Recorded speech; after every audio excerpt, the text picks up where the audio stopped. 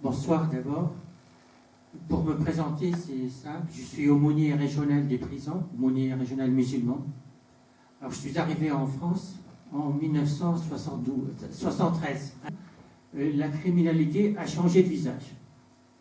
C'est plus une criminalité agricole, c'est devenu une criminalité citadine, créée par cette concentration urbaine très forte, massive, autour des grandes villes. C'est plus une criminalité de sang, c'est devenu une criminalité de petits délits. Mais c'est par rapport à l'origine de ces individus, de ces jeunes. C'est toujours des banlieues, certes, mais ce sont des gens issus de l'immigration. La première religion dans les prisons françaises aujourd'hui, c'est la religion musulmane. Et on n'a pas le droit de faire des statistiques, on ne peut pas leur demander, mais voilà, entre 50% et 80% à certains endroits. Pourquoi? Parce que la prison, qui va en prison? C'était écrit aussi dans le tableau tout à l'heure. Souvent, ce sont les gens les plus pauvres. C'est la France d'en bas.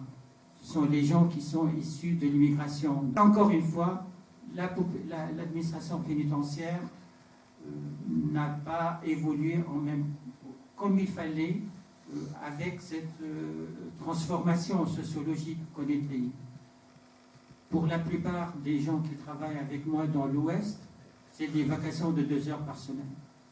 Alors je dis, que peut-on faire avec 2 heures par semaine? L'aumônier, lui, il est un petit peu responsable de tout ça. Et l'aumônier musulman, il doit éradiquer tout ça. Il doit déradicaliser. Comment peut-on faire tant de choses avec le statut qu'on nous donne? J'ai écrit plusieurs à des ministres, j'ai rencontré Taubira plusieurs fois, même Valls, il y a, comment s'appelle, le président de Lima, il lui a écrit sur ma demande, et les choses ne progressent pas. Il faut en France qu'il y ait des événements comme ce qu'on vient de voir dans le film, ou ce qu'on a vu ces derniers jours en France, pour qu'on nous dise, bon, la décision politique, maintenant, il faut la prendre. Que font-ils les gens, les jeunes notamment, qui veulent découvrir leur religion, la religion de leurs parents? Ils vont en Arabie Saoudite pour apprendre l'islam. Ils vont en Égypte pour apprendre l'islam.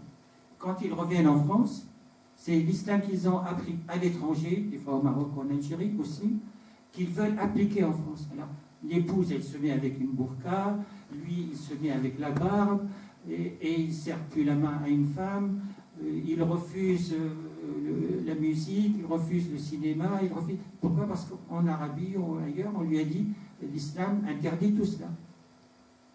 On est en train de fabriquer à l'extérieur un islam salafiste, un islam qui est incompatible avec la République, avec les valeurs républicaines.